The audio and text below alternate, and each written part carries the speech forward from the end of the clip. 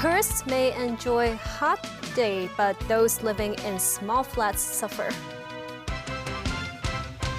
Thailand mourns school shooting victims.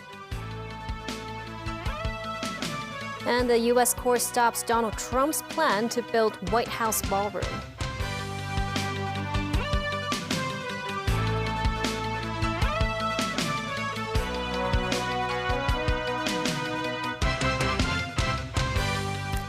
Good evening and thank you for joining us.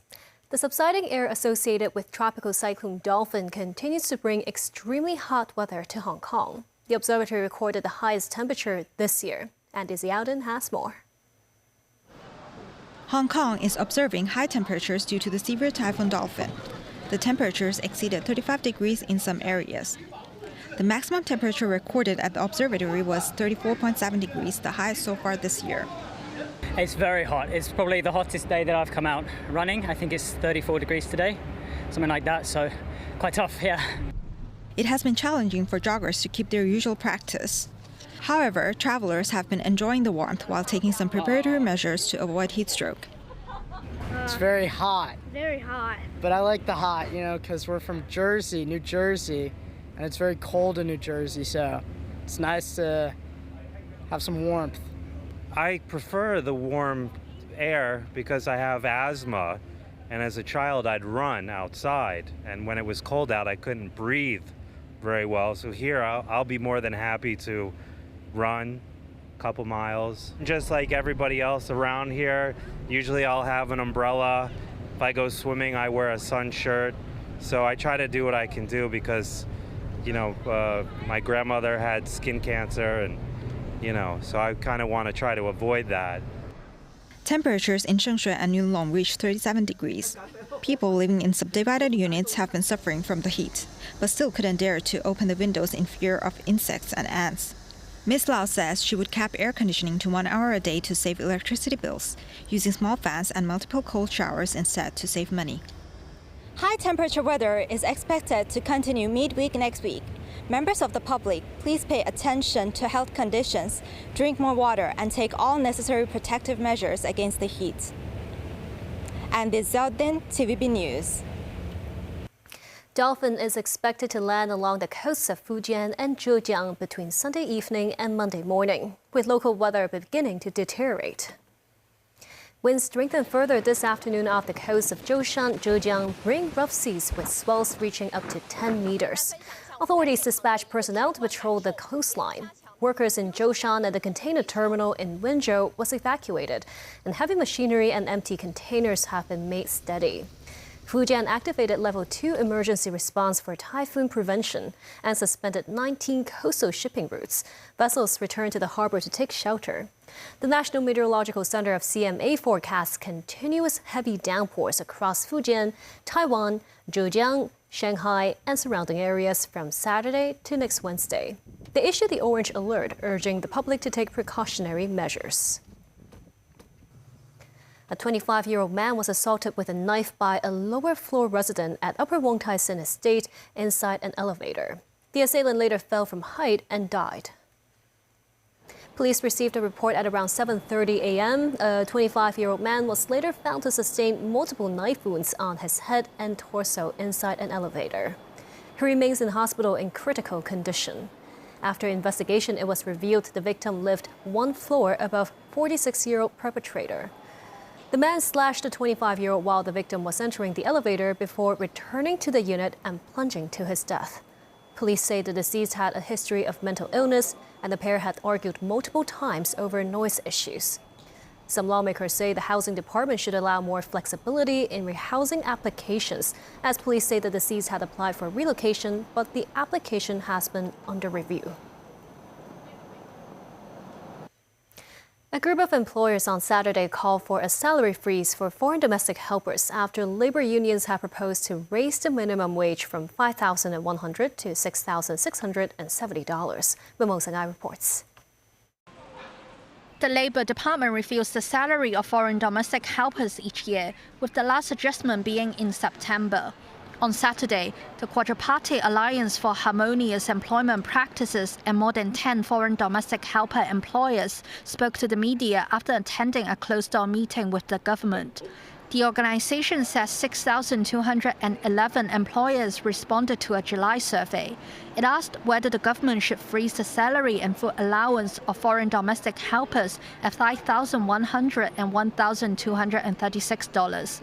More than 97% of employers polled against a pay rise, while 84% state a rise in salary will increase the family's financial burden, forcing them to terminate the contract with helpers. We are considered comparing with other countries like Singapore and Malaysia, and most of them like Singapore is like 3,500 to 3,800. For all the benefits, the Hong Kong is the highest city. For all the benefits like medical support and the holidays, so compare all for all is the highest one and the best one. Meanwhile, the Hong Kong Employers of Overseas Domestic Helpers Association says increasing the helpers' minimum wage will bring losses to employers and employees. That is not their salary freezing. That is their minimum freezing. That has allowed those low-income employers can have they can afford to employ them. If the minimum wage raised every year, actually you can see the economy in Hong Kong, and some employers even lost their jobs.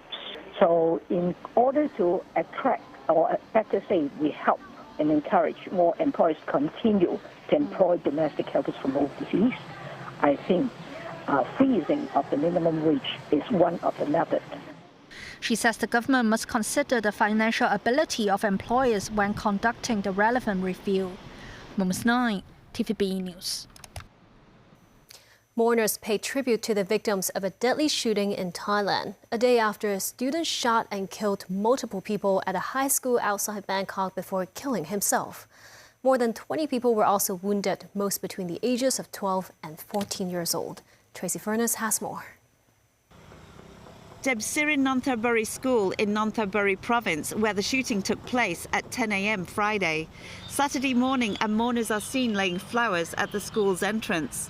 Local resident Charin Siriananchai drives past the school each day.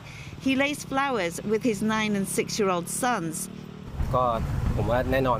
He says, of course everyone is saddened and shocked because it was unexpected that this would happen in Thailand, and also it's quite a great loss. Although my sons don't attend the school, I still feel very sad. Thai Prime Minister Anutin Chanvarakul said on Friday that a student who shot several people at a high school outside Bangkok had used the gun that was registered to his address. The gun is a registered one, and it is kept in the house. Somehow, we don't know how this child got access to the gun. But it is not carried, in public on a regular basis. He confirmed that the 14-year-old gunman lived with his grandparents. The gunman also shot and killed his grandparents before the shooting at the school, where among those killed were 5 members of staff, including teachers and administrators. Anutin said such an incident must not be allowed to happen again, noting that the government will promote stricter gun control measures and relevant departments must strengthen supervision of gun ownership situations. Tracy Furness, TVB News. An appeals court has ruled that U.S. President Donald Trump must seek approval from Congress to build his proposed White House ballroom. The court says construction must stop. Tracy Furness again. The U.S. Court of Appeals sided with historic preservationists who sued to stop construction of a ballroom at the White House. The court said it would stay its own ruling for 2 weeks to allow the administration to appeal to the U.S. Supreme Court. The court wrote whether or not a massive ballroom should be constructed is for Congress to decide and is not a matter for executive self-help. The court added, this holding has nothing at all to do with whether the proposed ballroom is desirable or not as a matter of policy. This ruling does not even necessarily mean that the defendants may not ultimately construct a ballroom. What it does mean is that the defendants may not do so during the district court's expeditious litigation without securing Congress's authorization, as the Constitution and laws require. This as senators had mixed reactions Friday to the Federal Appeals Court ruling of the $400 million ballroom. We will never give the presidential approval for the Arc de Triomphe or the East Wing Ballroom. I mean, these are vanity projects. And some reports indicate that the president is spending literally 70% of his time. The president's a busy person, and there's a lot of things he's got to pay attention to, including the war in Iran. So, no. The president's raised a lot of private money to fund it, and that's going to be something that future administrations can use, whether they're Republican or Democrat. That's a benefit. And so I think one way or another, yeah, we'll work through it and get it done. The president said that folks were going to chip in to pay for it, and it was not going to be at the cost to the American taxpayer. That's already proven to be untrue. So it's not surprising that courts are weighing in and saying, no, you have to follow the rules. And let's see what happens as this gets to higher courts as well. But Tracy Furness, TVB News. And still ahead, Gianni Infantino among guests at Colombian president inauguration. Expert says the next decade is still China's era. And mainland filmgoers pack cinemas during summer holidays.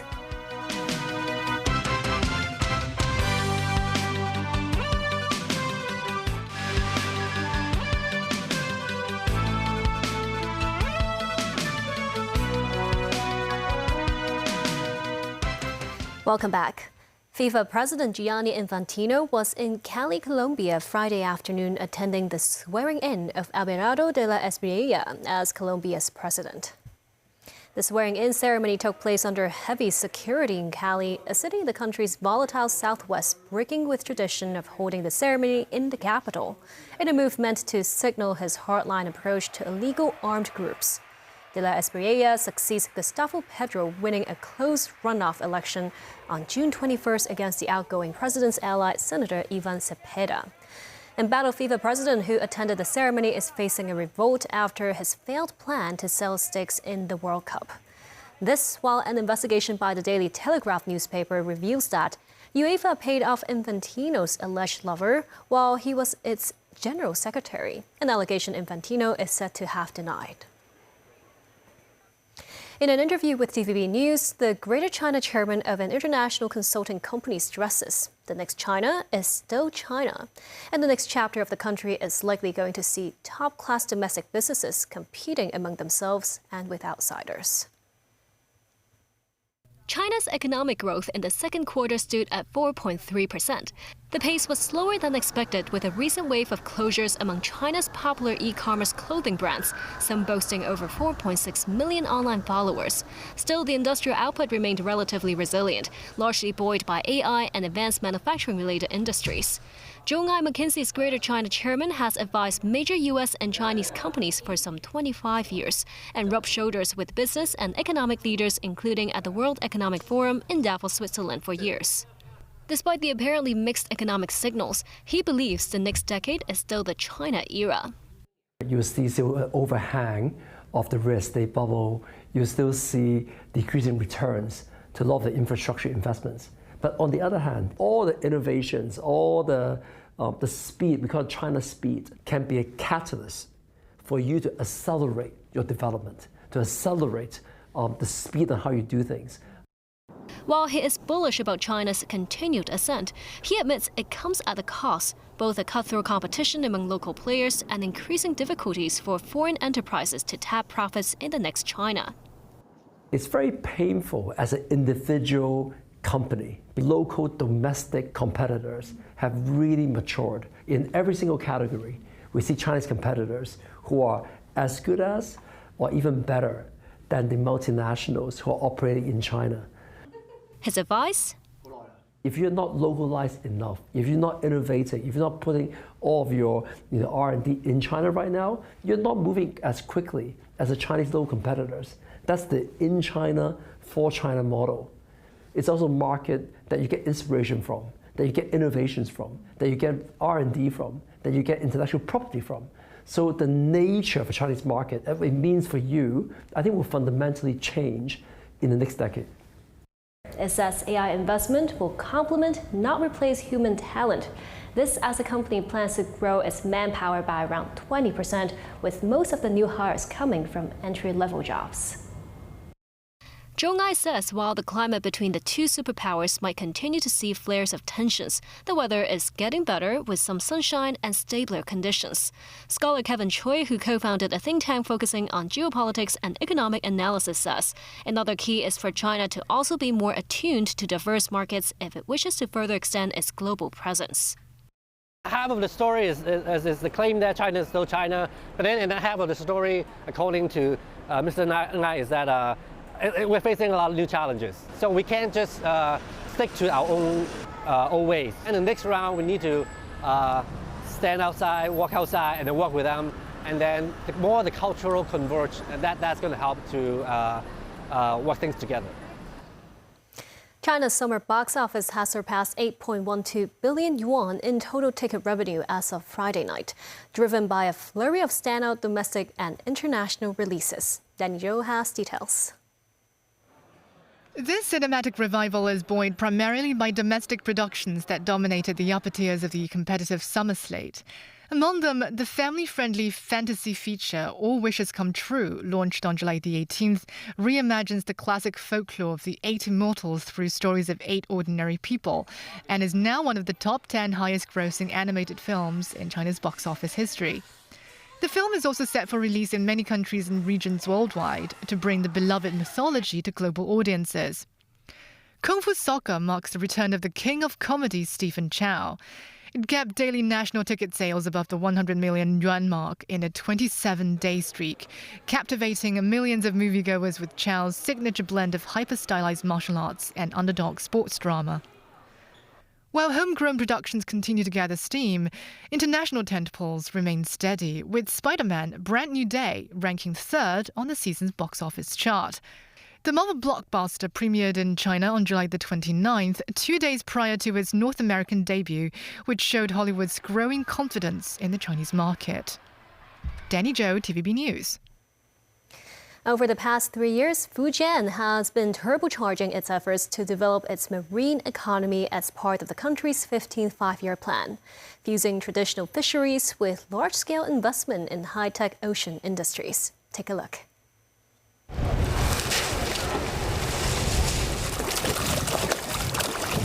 Fujian province is a major producer of these large yellow croaker. Depending on the size, the fish can fetch between 20 yuan to more than 100 yuan per half kilogram, making it an important source of income for fishermen in Ningde, Fujian.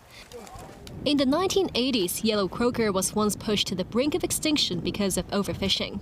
Xi Jinping, then party secretary of Ningde, issued directives that helped pave the way for the successful development of artificial yellow croaker farming. Today, the entire Sandu Ao of Ningde generates more than 20 billion yuan in annual output.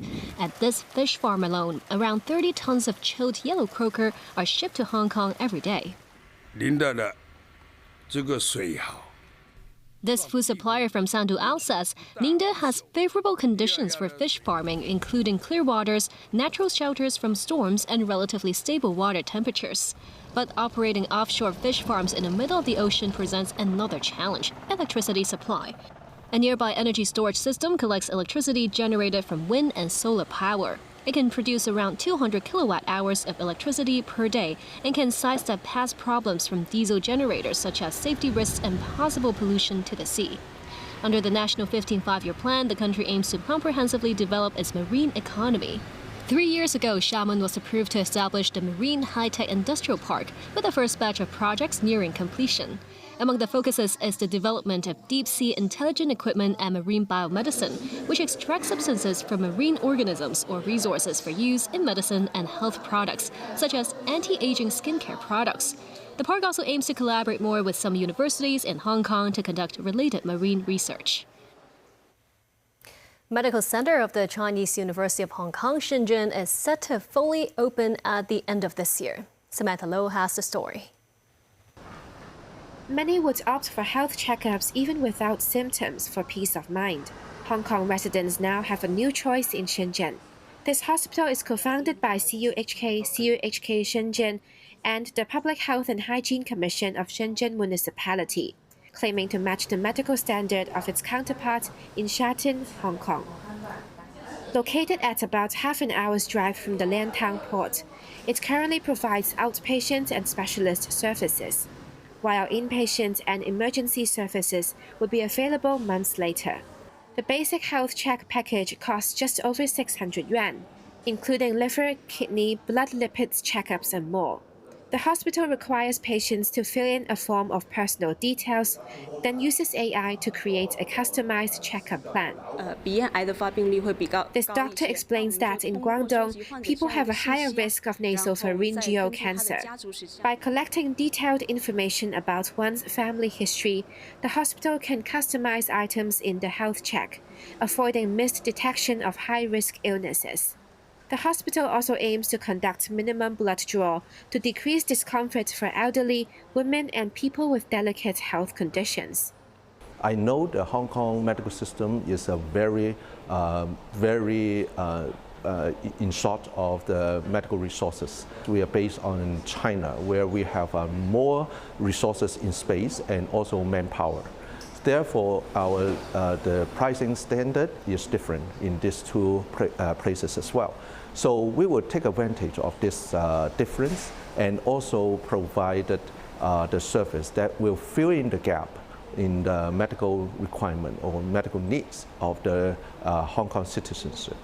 The hospital hopes to expand its service scope to the Greater Bay Area and abroad. Which floor should I go to for my body check? You can take the escalator here to go to the second floor and follow the sign to find the department. The staff members in the hospital can speak Cantonese English on top of Mandarin, making medical care more convenient for Hong Kong residents and foreigners. Samantha Low, TVB News. And that's the news. Thank you for watching.